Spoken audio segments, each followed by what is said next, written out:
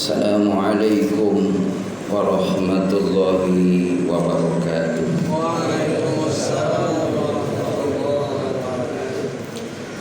Alhamdulillahi rabbil alamin. Wassalatu wassalamu ala rasulillah Muhammad ibn Abdillah. Wala hawla wala quwwata illa billah. Asyhadu an la ilaha illallah wa asyhadu anna Muhammadan abduhu wa rasuluh. Allahumma salli wa sallim ala sayyidina Muhammad wa ala alihi wa sahbihi ajma'in. Qala Allah Ta'ala fi kitabihil karim. Bismillahirrahmanirrahim. Syahrul Ramadan alladhi unzila fihi al-Qur'an hudan lin-nasi wa bayyinatin minal huda wal furqan ila akhir ayat. Wa qala an-nabi sallallahu alaihi wasallam al-jannatu mustaqatun ila arba'atin nafarin talil Qur'an wa hafidhil lisan wa mut'imul ji'an wa sami fi syahr Ramadan. Sadaqallah sadaqa Rasulullah sallallahu alaihi wasallam. Allahumma innaka 'afuwun tuhibbul 'afwa fa'fu 'anna ya karim. Hadirin wal hadirat yang senantiasa dirahmati oleh Allah Subhanahu wa taala, para sesepuh tokoh masyarakat, para satid, para hujjaj, khusus orang tua kami Bapak Haji Haryanto, semoga beliau diberikan kesehatan oleh Allah Subhanahu wa taala. Juga guru kita bersama, imam kita, semoga beliau diberikan kesehatan oleh Allah Subhanahu wa taala. Alhamdulillah, puji syukur kita panjatkan kehadirat Allah Subhanahu wa taala yang atas izin dan ridhonya kita bisa melaksanakan salat Isya secara berjamaah. Dan kita lanjutkan insyaallah setelah kultum melaksanakan salat sunnah tarawih malam yang kedua. Kalau malam kemarin kita melakukan salat sunnah tarawih malam yang pertama, keutamaannya Allah Subhanahu wa taala ampuni dosa, baik dosa yang terlihat sengaja atau tidak. Juga keutamaan daripada orang yang melaksanakan daripada pertama kali sholat sunnah tarawih kemarin malam, itu Allah akan angkat derajatnya bagi hamba yang melakukan sholat tarawih. Adapun malam ini, malam yang kedua, maka Allah Subhanahu wa taala berikan pahala kepada orang yang melaksanakan sholat tarawih pada malam yang kedua. Allah berikan pahala yang berlipat ganda, hanya Allah lah yang tahu pahalanya.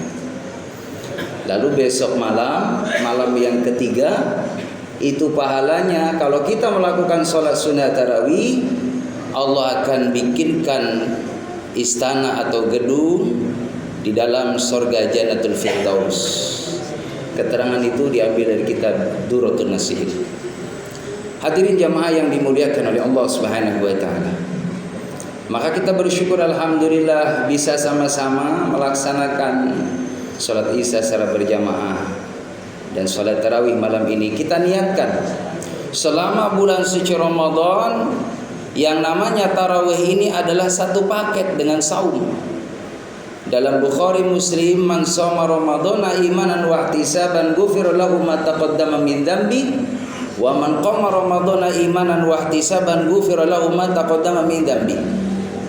Barang siapa yang berpuasa iman dan mengharapkan ridha Allah, maka Allah akan ampuni dosa yang telah lalu. Dan barang siapa, ini masih nyambung hadisnya, melakukan sholat tarawih di bulan Ramadan malam harinya, maka Allah akan ampuni dosa yang telah lalu. Jadi istiqomahkan tarawihnya selama 1 bulan penuh agar kita mendapatkan keutamaan dari Allah Subhanahu wa taala. Allahumma salli ala Muhammad, salawat dan salam semoga terlimpah curahkan keharibaan Nabi kita Muhammad sallallahu alaihi wasallam. Jemaah yang dimuliakan oleh Allah Subhanahu wa taala, materi pada malam ini saya sampaikan yaitu tentang bagaimana surga merindukan terhadap 4 golongan. Insyaallah saya sampaikan pembahasan ini mungkin sampai jam 10 malam hari ini. Ya, enggak. Insyaallah enggak, ya paling 5 menit ya. Iya, udah tahu saya juga hadirin sama, saya juga pengen cepat-cepat. Hadirin jamaah yang dimuliakan oleh Allah Subhanahu wa taala.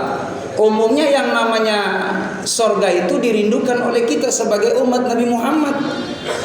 Tapi ternyata yang namanya sorga juga sama-sama rindu dengan umat Nabi Muhammad. Al-jannatu mustaqatun, sorga merindukan ila arba'atin nafarin, terhadap 4 daripada golongan. Mudah-mudahan kita termasuk di dalamnya. Siapa mereka yang pertama? Talil Quran, orang yang gemar membaca Al-Quran. Bukan hanya gemar baca Quran, bukan hanya rajin baca, tapi juga dihayati, dipahami, lalu diamalkan dan didakwahkan. Jadi lebih dalam lagi, bukan hanya membaca tapi dihayati, Pak. Dipahami lalu diamalkan. Orang mengamalkan Al-Quran, kelak nanti Al-Quran akan memberikan pertolongan kepadanya. Ini nanti Quran nyari kita, hadirin. Bahkan di antara keutamaan orang yang nanti di alam barzakh tidak akan mendapatkan siksa di alam kubur, dia akan dijaga oleh Allah, diamankan oleh Allah, dapat raudhah min riyadil jinan, dari taman surganya Allah. Siapa mereka?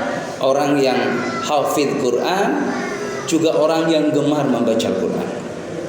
Itu insyaallah dia akan diamankan di alam barzakh. Jamaah yang dimuliakan oleh Allah Subhanahu wa taala. Ketika Al-Quran kita baca di rumah kita, orang yang membacanya juga orang yang mendengarkannya, la'allakum turhamun, mereka mendapatkan kasih sayang dari Allah Subhanahu wa taala. Kalau sudah dapat kasih sayang dari Allah Subhanahu wa taala, bisa dipastikan kalau kita punya rumah, rumahnya baiti jannati, rumahku adalah surgaku. Rumah itu enggak perlu gede-gede, paling tidak di bawah 4 kamar, di atas 3 kamar. Syukur-syukur lebih di atas lagi 2 kamar. 3 kamar berarti 3 lantai nanti. Ya. Jemaah yang dimuliakan oleh Allah Subhanahu wa taala. Apalah artinya rumah kita besar kalau di dalam rumahnya penghuninya jauh daripada Al-Qur'an dan jauh daripada pengamalan Al-Qur'an. Orang yang rajin baca Al-Qur'an, dalam satu riwayat, bahkan kata Imam Ghazali, ketika kita membaca Al-Quran, itu para malaikat berdatangan dari luar, turun dari langit, memenuhi rumah kita, mendengarkan tilawah Al-Quran yang kita baca. Jadi kalau kita sedang baca Al-Quran, itu rumah kita didatengin para malaikat Allah Subhanahu wa ta'ala. Maka pantas rumahnya orang yang sering dibacakan Al-Quran, rumah yang senantiasa diberikan berkah oleh Allah Subhanahu wa ta'ala. Anak cucunya pada nurut,